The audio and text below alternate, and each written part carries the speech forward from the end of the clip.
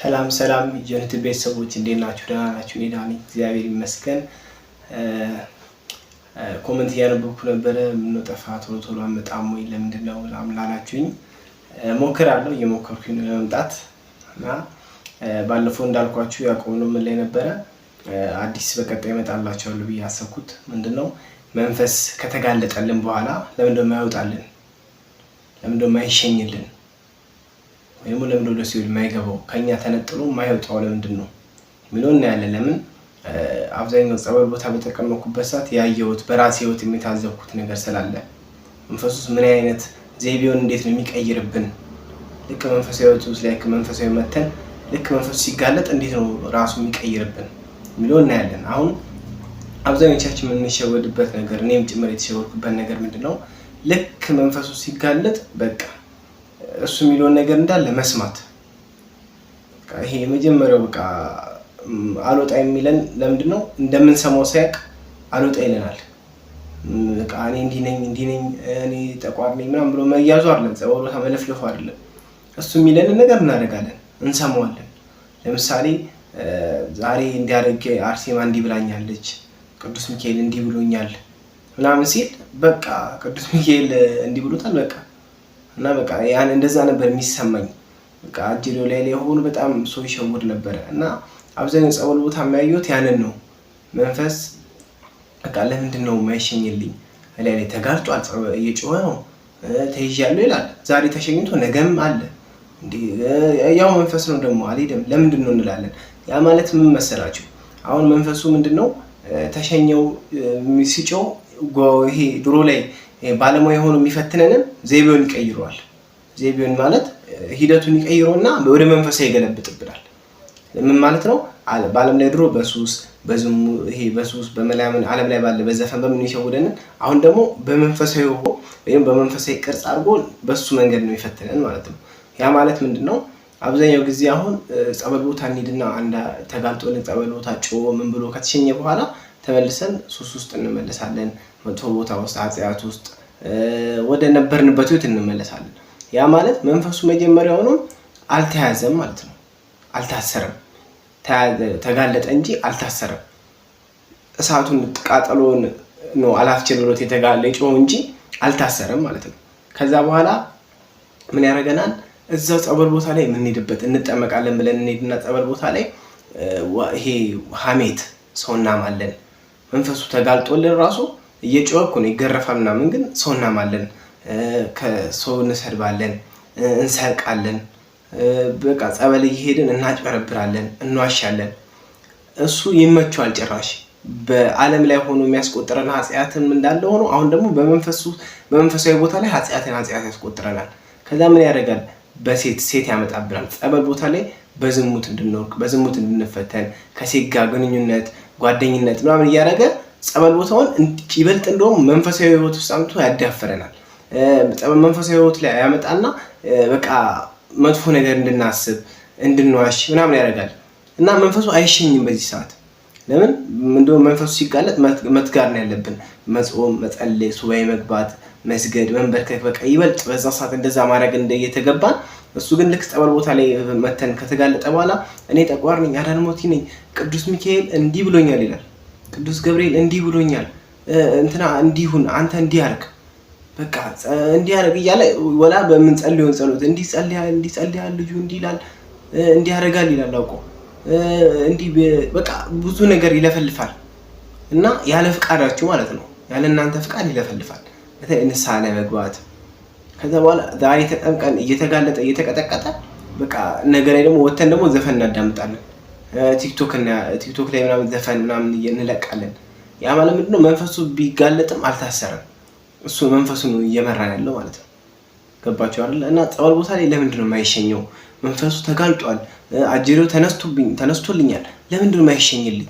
ለምን አይለቀኝም እንላለን። ያ ማለት ምንድነው? እኛ ጋር የሆነ በምግባር የጎደለ ነገር አለ፣ የሆነች የቀረች ነገር አለች።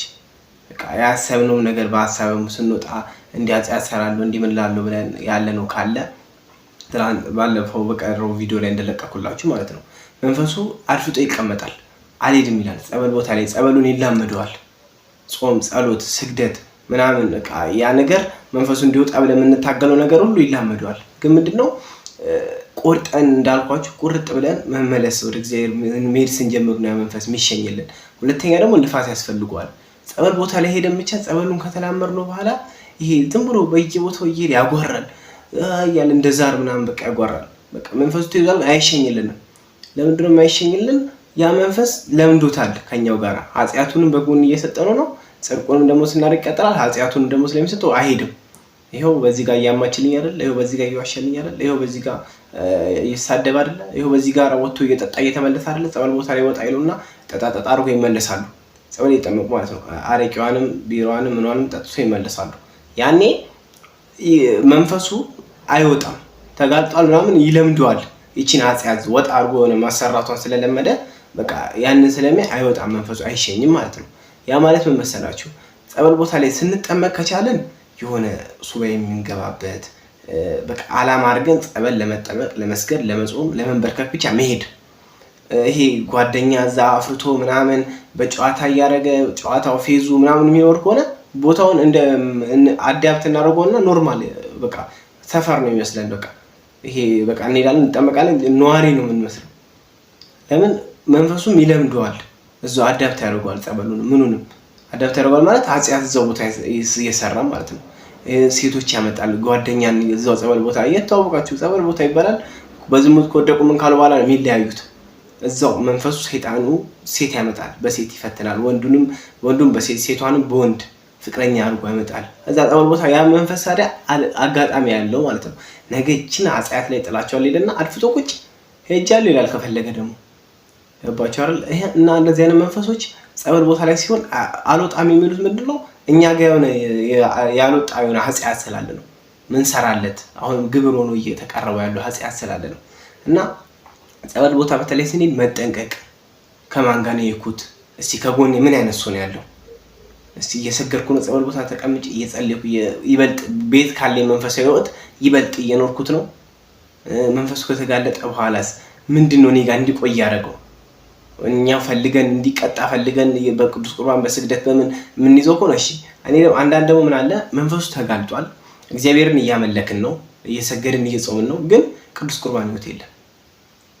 በቃ ቅዱስ ቁርባን ህይወት የለም። የሆነች ኃጢአት ስላለች እኛ ጋር ወደ ቅዱስ ቁርባን ህይወት አንመጣም። ለምን አቆርም ሲባል አይ በቃ አንዳንድ ደግሞ ይሄ በየቦታው ማጓራቱም መንፈሱ ሲያጓራ ምናምን ደስ የሚለው አለ። በቃ ይሄ በቃ ሰው ምናምን ዝላችሁ ላይ መንፈሱ የሚናገረውን የሚሰማ አለ።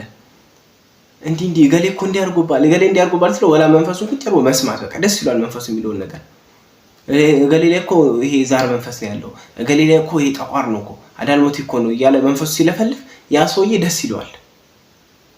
ሁለት ደግሞ ምን አለ መንፈሱ ይጋለጣል። ልክ መንፈሱ ሲጮህ 50 ያደርገናል። 50 ማለት እናውቀዋለን የሚያደርገንን ነገር ግን መቆጣጠር አንችልም።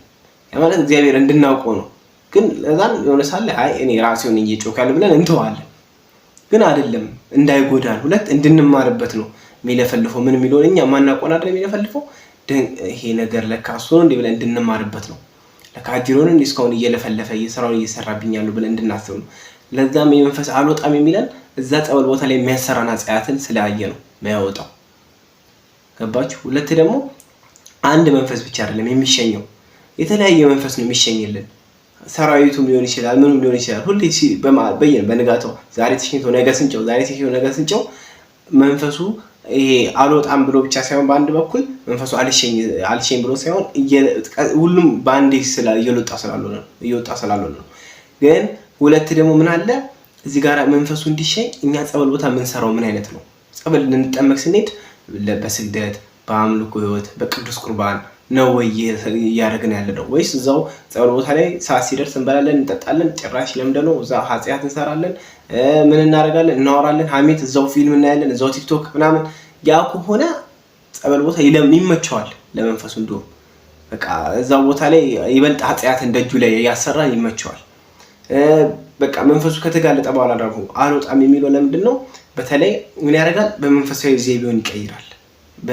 አሁን በመንፈሳዊ ዘይቤውን ይቀይራል ማለት መንፈሱ ምን ይላል? እኔ ቅዱስ ሚካኤል ልኮኝ ነው፣ እኔ ጠባቂው ነኝ፣ እኔ ቅዱስ ገብርኤል ነው እንደዚህ ያለኝ፣ እኔ እንደዚህ ነው ያለኝ እያለ ቅዱስ ገብርኤል እንዲህ አዞኛል፣ ቅዱስ ገብርኤል እንዲያዞኛል ይሄን አታርግ ያለ ጭራሽ መንፈሱ ልጁን መንፈሱ እኔ ውስጥ ያለው እኔ መንፈስ ያለው ሲጋለጥ እኔ እንዲህ እያለ እኔ ላይ ያለው ጭራሽ እኔን ያዘኛል ማለት ነው።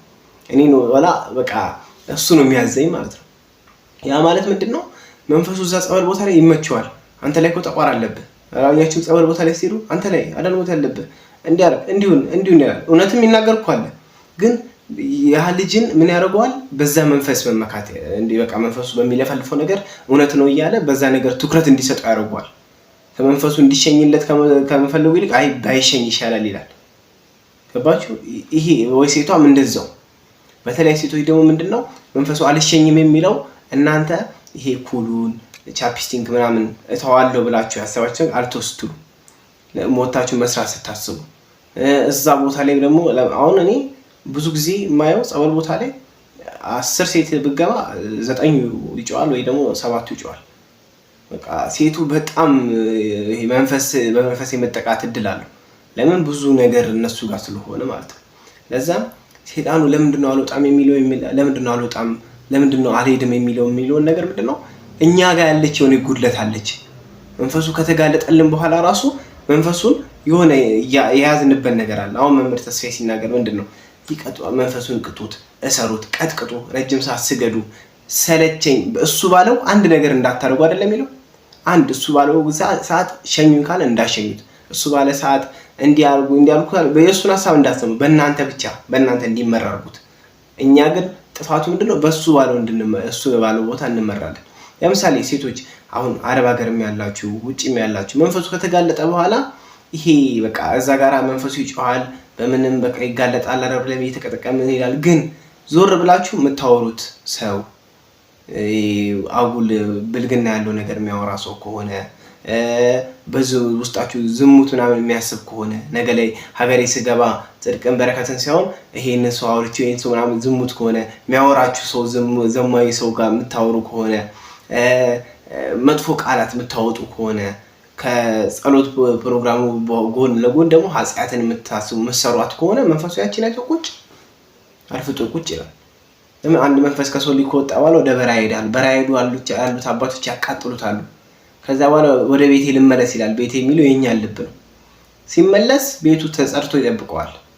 ያው ጸሎቱ ስግደቱ ምኑ የለም። ከሱ የባሰ 7 እጥፍ ይዞብን ይገባል። ያ ማለት ምንድነው? ከሱ የባሰ 7 እጥፍ ደግሞ ሲገባብን አስቡት። መንቀሳቀስ አንችል፣ መራመድ አንችል። በቃ ጭራሽ ከዛ ከፊተኛው ልቅ የኋላኛው ይበዛብናል። ኃጢአቱ እየጨመረ ይመጣብናል። ከእግዚአብሔር ጋር መራራቁ ይበልጥ እንራራቃለን። እና ጸበል ቦታ ሄደን ተጠምቀን ሱሱን ትተን ጫቱን ምናምን ከተሆንን በኋላ ልክ ከጸበል ቦታ ስንወጣ እዛው ሱስ ውስጥ ነን። ጸበል ቦታ አቋም ይዘን አልወጣንም። መንፈሱ አልተሸኘም። በቃ ተያዘ እንጂ አልተሸኘም። ጨዋታውን እየተጫወተ ነው። ውጪ ይጠብቀናል። ጸበል ቦታ ላይ በውጪ ይጠብቀናል ልንጠመቅ ስንል። ከዛ በኋላ ኃጢአትን ያሰራናል። ዓላማ አድርገን ያሰብነው ኃጢአት ነገ ስወጣ እሰራዋለሁ ብለን ያሰብነው ኃጢአት ይኖራል። ያኔ አንቀየርም። ካለብን ሱስ ካለብን ችግሮች አንወጣም። ለምን? መንፈሱ መጀመሪያውንም እቅድ አድርጎ ዓላማ አድርጎ የያዘብን ነገር ስላለ።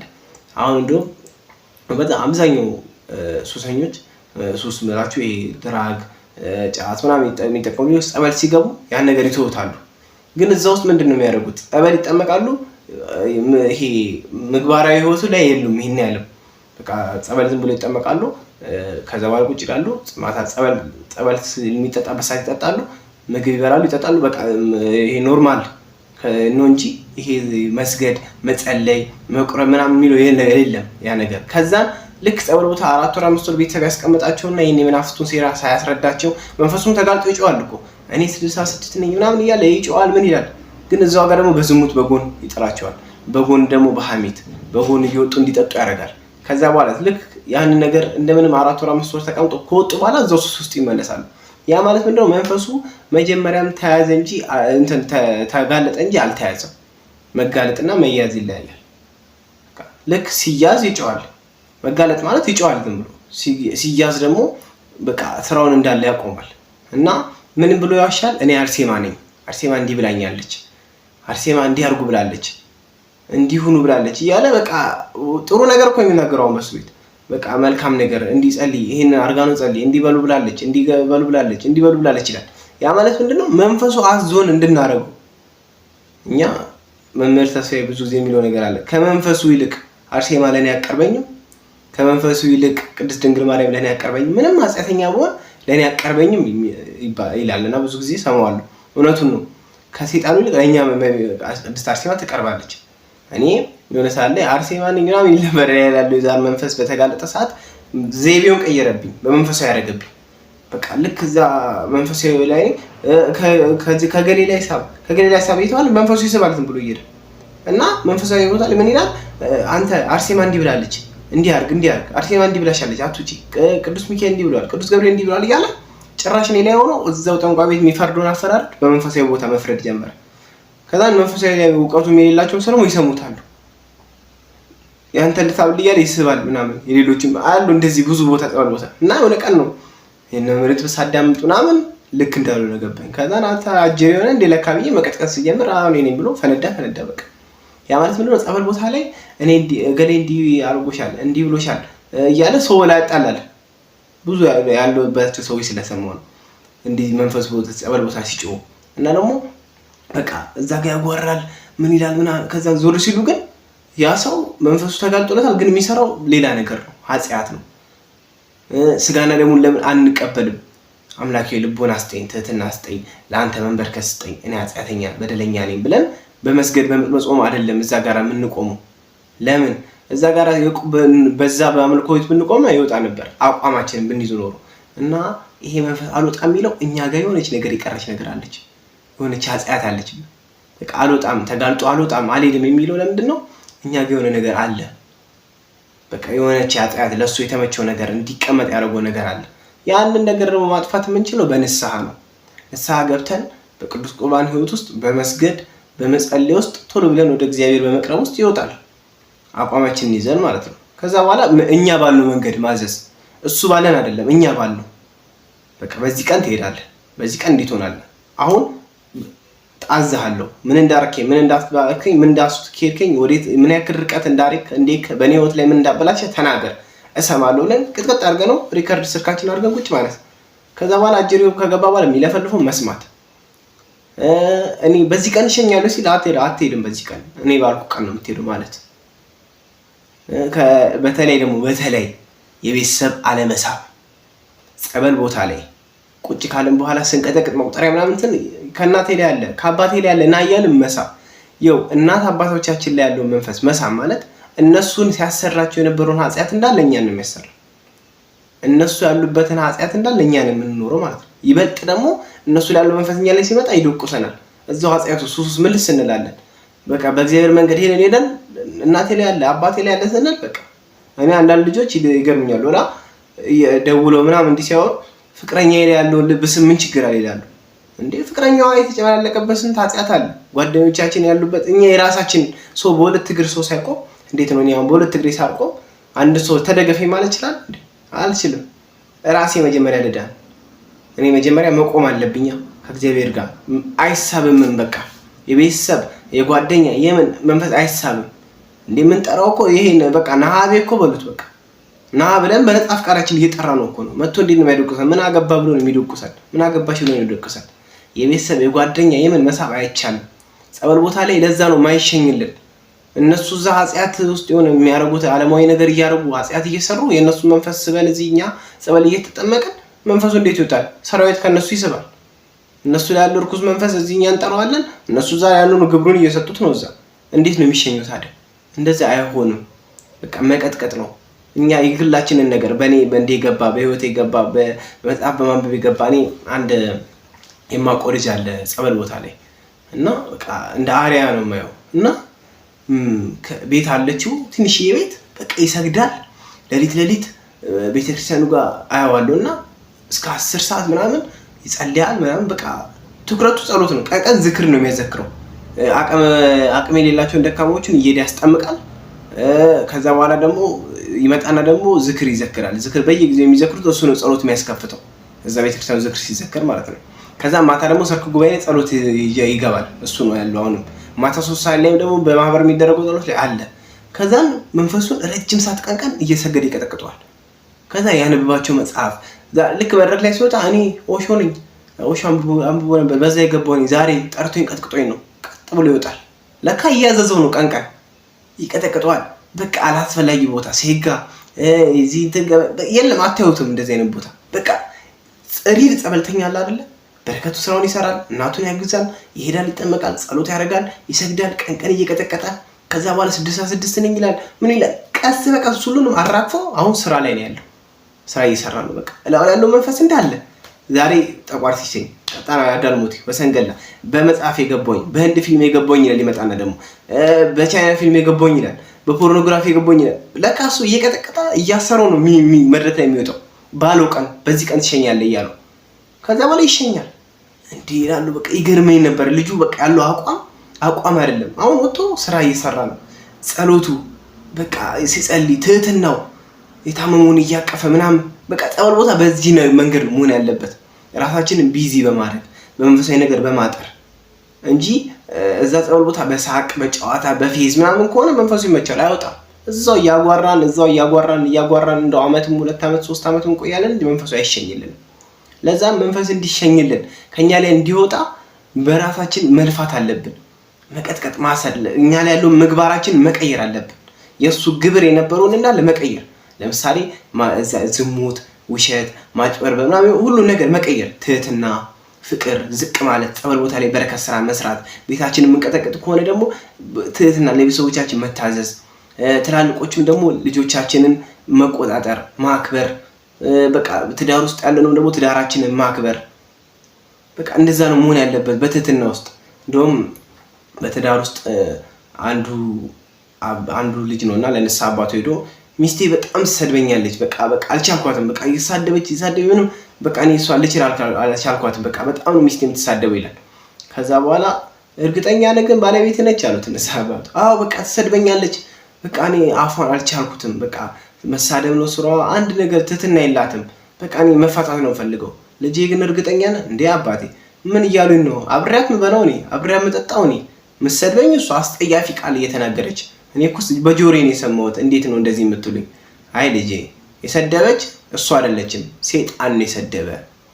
ሴጣን ትዳርን እንድታጣ ወልዳችሁ ምናችሁ ተበታትራችሁ እንድትቀመጡ ሚስት ላይ ሆኖ እየሰደበ ያለው ሴጣን ነው። እና ሂድና ለሚስት ፍቅር ስጣት፣ በትህትና ጎንበስ ብለህ ዝቅ ብለህ አብረሃቱን ታያታለህ ነው። ከዛን ቀን ጀምሮ ያ ሰው ሄደ ቤቱ በፍቅር በሰላም መኖር ጀመረ። ትህትና አሳይቶ ዝቅ ብሎ መልስ ሳይመልስ ይቅርታ ብሎ ራሱ ያን ቤት ውስጥ ያለውን አጋንንት አሸነፈው። ከዛ በኋላ ቤታቸው ቤተክርስቲያን ሆነላቸው ነው የሚለው ያነበብኩት መጽሐፍ ላይ ማለት ነው። ቤተክርስቲያን ሆነላቸው በቃ በፍቅር ባለ ትዳሮች በቃ ሰላም ሆኖ መኖር ጀመሩ። አያችሁ ቃሉን መለየት። እዛ ጸበል ቦታ ላይ መጥቶ በሴት መልክ መጥቶ ሲያወራን ምን ሲለን አወራሩን ቃሉን መለየት። ይሄ ነገር ምንድነው? ከእግዚአብሔር ይሄ ነገር አጅሬው ነው ሊፈትነኝ ነው መለየት። የምናወራው ነገር ለጸበል ቦታ የማይሆን ወሬ ከሆነ መቀየር መዞር ማለት። ከዛ ቦታ የምናወራው ነገር እኛ ያለንበትን ሁኔታ የማይመጥን ከሆነ ዞር ማለት። እግዚአብሔር ይመስገን አሁን ላይ መምህር ተስፋዬ በቃ ስፒከር አለ፣ ከታች ያለው ታቹን ይዛል፣ በተን ያለው በበተኑን ይወርሳል። ገጠመኛችን ጸበል ቦታ መኩምኩም ዘመኑን አጁት በቃ የነፍስ ማዕድ ምናምን በቃ መምህር ሞልቶታል። እንደ የስብከቱን ነገር ምንም የጎደለብን ነገር የለም። እየከፈትን በነጻ ፈቃዳችን መመገብ ብቻ ነው። ገብተን እያዳመጠን መላከ መንክራት መምህር ግርማም ያለውን እያዳመጠን ሌሎችንም ሰባኪያን ስለ ቅዱስ ቁርባን እነ ዲያቆን ሄኖክን ምናምን በቃ የተለያዩ ሰባኪያኖችን እያዳመጠን አይምሯችንን በዛ ሰዓት የሆነ ነገር ማዘጋጀት አለብን በመንፈሳዊ ነገር። ለምን ውስጣችን የተሰከሰገውን ይሄን ደርቲ ነገር ቆሻሻ ነገሩን አውጥተን በጸበል እየተጠመቀን በስጋና ደሙ አጋንንቱን እየሸኘን እያሰርን ቶሎ ትምህርት እያዳመጠን አይምሯችን ላይ የሆነ ዕውቀት ይዘን የምንወጣበት መሆን አለበት እንጂ እዛ ቦታ ላይ ጭራሽ በዝሙት በሚያውን ነገር በሚያስጠላ ኃጢአት በጥሩ ባልሆነ ነገር ሆነን እንዳንወጣ ነው። ለምን ብዙ ጊዜ ጸበል ቦታ ይፈትናል። እኔም ተፈትኜበት ስላለፍኩ ይሄንን እምላችሁ። እኔ ከሌላ ነገር ያመጣሁት ነገር አይደለም፣ ከሌላ ወይ ከመጽሐፍ ምናምን አይደለም፣ በህይወቴ ያየሁት ስለሆነ ነው እንዲህ የምናገረው። እናንተም በዚህ ነገር እንዳትፈተኑ ነው። በቃ እዛ ቦታ ላይ ስትሄዱ ግንኙነታችሁን ሊሚት ማድረግ በቃ የሆነ በቃ አቅድ አድርጋችሁ ሄዳችሁ ለጸበል አይደለ ልትጠመቁ አይደል ሄዳችሁ አላማችሁ መጠመቅ እስከሆነ ድረስ አይሞራችሁንም በትምህርት በእውቀት ማጥመቅ በጥሩ ነገር በወንጌል በንባብ ጊዜያችንን ማሳለፍ ከዛን ያለን ሰዓት በጸሎት ሰዓት ደግሞ አጅሪውን እየቀጠቀጠ ማነ በዚህ ሰዓት የገባ በዚህ ሰዓት የገባ እንዲሳረግ የገባብኝ እንዲሶን የገባብኝ እያለ እየቀጠቀጥን ሁሉንም በዘርፍ እያሰርን በራሳችን ቀን እኛ ባልነው ቀን እያስቀመጠን መሸኘት አቃለን ቅልል ብለን መውጣት አለብን። ከዛን ስንወጣ እግዚአብሔር ሁሉ ነገር ያስተካክሏል። ግን ጸበል ቦታ ላይ ቁጭ ብለን ሐሜት ውሸት ምናምን የሞላበት ነገር ከሆነ መንፈሱ ይመቸዋል አይወጣም። ጸበል ቦታ ማንወጣ በአረብ ሀገርም ሆነን ጸሎት እያደረግን እየሰገድን መንፈሱ ተጋልጦልን እንትን ካልባል በጎን ግን መናወራው ነገር ጥሩ ካልሆነ አወራራችን ከወንድ ጋር የዝሙት ነገር ምናወራ ምንል ከሆነ ይመቸዋል እሱ አይወጣም። በቃ ቁጭ ይላል። ለዛም ነቅተን ተክተን ያንን ነገር በቃ ወደ እግዚአብሔር ስንቀር የሆነ ነገር መተው በቃ ቶሎ ደግሞ ንስሐ መግባት ቶሎ ብለን ንስሐ መግባት። ለምን ሰይጣኑ ስጋችን ይቆጣጠርና ዞር ያደርገናል። ያኔ ቶሎ ብለን ምልስ እኛ ደግሞ ማለት ዞር ሲያደርገን ቶሎ ምልስ ዞር ሲያደርገን ምልስ ሲሰለቸው ከያንሳት እኔ ይሸኙኝ በቃኝ ይላል። በቃ የሆነ ጥፋታችንን ቶሎ አምነን ወደ ንስሐ መመለስ በቃ ንስሐን የመሰለ ነገር ስናስተውስ ቁጭ ብለን ልክ ስናስተውስ ጻፍ እናደርግና እንዲህ ብለን ንፋችንን እየጻፍን ቶሎ ብለን ንስሐ መግባት። አሁንም ስናስተውስ ለምናስታውሰው እግዚአብሔር በዛች ሰይጣን የመዘገበብን እግዚአብሔር ስንጠመቅ መስል አይምሮአችን እንዲከፍትና እኔ እኮ ለካ እንዲህ አድርጌያለሁ እኮ የምናስታውሰው እግዚአብሔር ነው እየገለጠልን ያለው። የኃጢአት ተቀምጦ የሆነ ነገር እንዳንሆን ንስሐ ሳንገባበት እንዳንሞት እንዳንጎዳም እና ጸበል ቦታ ላይ በጣም ጥንቃቄ ያስፈልጋል። በጣም ጥንቃቄ በቃ በጣም ጥንቃቄ ራሳችንን ገዝተን ነው መሆን ያለበት። በቃ በጣም ስለሚከብድ ነው። እኔ ስላየሁት ነው። እግዚአብሔርን ነው የምላቸው። ሰይጣን በጣም ክፉ ነው። ይህ መንፈሳዊ ቦታ ይበልጥ እንደው ፈተናው እዛ ነው። ከዓለማዊ ይልቅ መንፈሳዊ ቦታ እንደው በጣም ትፈተናላችሁ። በቃ በጣም አጅሬው አይኑን አፍጥጦ ነው የሚመጣው። የራሱ ሰው እዛ ጸበል ቦታ ላይ ስልክ ይሰረቅ የለ ምን ይባል የለ ለምንድን ነው አጅሬው እዛ በቃ ያመጣና ሰው እንዲማረር ወይ ስልክ የጠፋ እዚህ መጥቼ ምናምን ብሎ ተበሳጭቶ እንዲሄድ መምህር ግርማውን ጉባኤ ላይ ስልክ ይሰረቃል። ለምን ያ ሰው እዚህ ጉባኤ ላይ መጥቼ እንዲሆን ብሎ ተስፋ ቆርጦ እንዲሄድ። እንደውም በቅርቡ እዛ ጸበል ቦታ ላይ መንፈሱ ሌባው ተይዞ ሲጮህ ነበር እና በቃ እኔ መንፈሱ ራሱ ላይ ያለው በቃ የሰላቢ መንፈስ ነው። አያችሁ ጸበል ቦታ ላይ እንኳን ሰይጣኑ ይመጣና ተስፋ ቆርጠን እስከዛ ጥግ ድረስ ይታገለናል። በቃ ትንቅንቅ ነው ይሄ በቃ እጅ ለእጅ ይሄ በቃ ጨበጣ ውጊያ ነው። ለዛም ተጠንቅቀን ነው አልወጣም የሚለው ለምንድን ነው?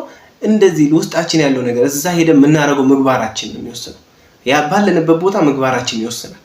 አልወጣም የሚለው ለዛ ነው። በተለይ ደግሞ ወደ ስጋን ደግሞ አላማችን ያልተቀበለን ወደ እሱ ለመቀበል መሄድ አለብን። መንገድ መጀመር አለብን። ቶሎ የተቀበልነውም ደግሞ በቃ ቶሎ ብለን ከሱ ጋር እየሰገድን ምን እያለን ብንወርቅም ቶሎ እየተነሳን ብንወርቅም ደስ ቶሎ እየተነሳን። ስጋና ደግሞ ደስ የሚለው ምን መሰላችሁ? ኃጢአትን ብትሰሩ እንኳን እየሰራች ቶሎ ወደ ንስሐ ነው የምትወጡት። አንደኛ ነገር ቶሎ ስጋና ደግሞ በአመት እንኳን ቢያንስ የመምህር ተማሪ ምናምን የሆነው በአመት ውስጥ ብዙ ጊዜ ይቀበላሉ። የተመቻቸላቸው ወር ውስጥም 3 2 ምናምን ይቀበሉ አሉ። ያ ማለት ምንድነው? ልንቀበል በሄድን ቁጥር ንስሐ ሳንገባ እንቀበል። አያችሁ እለት እለት ንስሐን በቃ አንድ የህይወታችን አካል እናደርገዋለን። ያኔ ሰይጣን በቃ ይያዛል፣ ይመጣል፣ ይሸኛል። ከዛ በኋላ ግን ምንድነው መጀመሪያ ግን ወደ ስጋና ደግሞ የሚሆን አላማ ካልያዘን ገፍተን ወደዛ ካልሄድን በተለይ መጥፎ ጓደኞቻችን ካልቆረጥን ጸበል ቦታ ስንመጣ በቃ መንፈሳዊ ሰው ነው እና ምናምን ከዛ በኋላ ሲደውሉልን እነዛን ጓደኞቻችን የምናወራ ከሆነ ሱስ ውስጥ ያሉትን መጥፎ ቦታ ያሉትን ምናምን እያወራን ከነሱ ጋር እየተቃለደ ፌዙን ባልቱ የምናወራ ከሆነ እነሱ ጋር ደግሞ ስንመለስም ከነሱ ጋር የምንገናኝ ከሆነ እርኩስ መንፈስ አይሸኝም። ምንም አይሄድም። በቃ መንፈሱ ቁጭ ነው የሚለው። ለምን መንፈሱ ከነሱ ጋር እነሱ ላይ ያለው መንፈስ እኛን ይፈትነናል። ከነሱ ጋር እኛ ኃጢአት ውስጥ ሆነን አብረናቸው እያጨስን ምን እያለን አሁን እዚህ ጋር ስንለወጥ መንፈሱ ሊወድ ልታመልጠኝ ነው እንደ እያለ ያሴርብናል። በስልክ ውስጥ ያሴርብናል። እቅዱን ያወጣብናል። በቃ ስንመጣ እንገናኛለን፣ አረ እንለወጣለን ይላል። ከዛ በኋላ እዛው ሱስ ውስጥ ይከቱታሉ። በቃ እና ለምንድን ነው ይሄንን ያልኳችሁ? እንደውም ኃይለ መለኮት የመምህር ግርማ ልጅ ያስተማረው ትምህርት ላይ ምን አለ አንድ ልጅ አለና ሱስ መከርኩት ምናምን እና ሱስ አቆም አለ እና በቃ እስቲ ጫት አቁም እስቲ ተለወጥ፣ ይሄን እንደሚያደርግ መንፈስ እኮ ነው፣ ለምን እንዲህ ታደርጋለህ አልኩትና ተለወጥና ተዋል። አንድ ሳምንት ተወ። በቃ በነጋቱ ሳገኘው በሳምንቱ ሳገኘው ጫቱን ተፍቷል ነው አምጥታላለ። ከዛም በቃ ጎበዝ እንደዚህ ነው ምናምን ብዬው በቃ አሁን እኔ ተለውጬ የለ ትምህርቱ ገብቶኝ የለ ጓደኞቼ እንደምለውጣቸው አለ። በቃ ደስ አላለኝም። በቃ ሄድና ለውጣቸው ይሻልኩታል። ከዛ በኋላ በቃ ሄደና ልክ በቃ ጓደኞቹ ቁጭ ብሎ እንዲህ አድርጉ እኔ እኮ እንዲው በቃ 3 እቼ ኃይለ መለኮት እንዲህ ብሎኝ ምናምን አለ። ከዛ በኋላ ልክ በቃ ሱሱን በቃ ልጆቹ ከዛ በኋላ በቃ እቺን ጫት እንጨርስና ትመክረናል አሉት። እቺን ጫት ጨርሰን ታወራናለህ እንሰማለን አሉትና የድሮ ዘፈን ከፍተው እነሱ ጫት ሲቅሙ የሚዘፍኑትን ከፍተው መቃም ጀመሩ። በቃ ትውስታው ተቀሰቀሰበት። እዛ ጫቱ ራሱ መቃም ጀመረ ማለት ነው። ከዛ ያን ጫቱ ራሱ መቃም ጀመረ። በስንት ጊዜ ኃይለ መለኮት ሲያገኘ ጫቱን እዚህ ጋር ወጥሯል ማለት ነው። ምን ነው ሲሉት በቃ ትዝታ ተቀሰቀሰብኝ ምን ላድርጋለሁ። አያችሁ ስፒሪቱ በጣም ከባድ ነው። ልክ ስንገናኝ የምንገናኘው እነሱ ጋር ካለው ቅዱስ መንፈስ ጋር አይደለም፣ እነሱ ጋር ካለው አጋንንት ጋር የምንገናኘው። ያኔ ደግሞ እኛን ያጠምደናል፣ ወጥመድ ውስጥ ይከተናል። ለዛም ከማይመስላችሁ ጋር አትዋሉ። ከጥሩ ጋር ያለ ጥሩ፣ ከቀና ጋር ያለ ቀና፣ ከጠማማ ጋር ያለ ጠማማ ነው የሚሆነው። በቃ ውሎን ነው የምንመስለው፣ ውሏችንን ነው የምንመስለው። ለዛም እዛ ጸበል ቦታ ላይም ደግሞ ከምንውለው ሰው ጋር መሆን አለበት። ከምን አይነት ሰው ጋር ነው ጸበል እየተጠመኩ ያሉት? ምን አይነት ሰው ነው ከኔ ጋር ያለው? ሳቅ ቧልት ፌዙን የሚያበዛ ነው? ጸሎት የሚያበዛ ነው?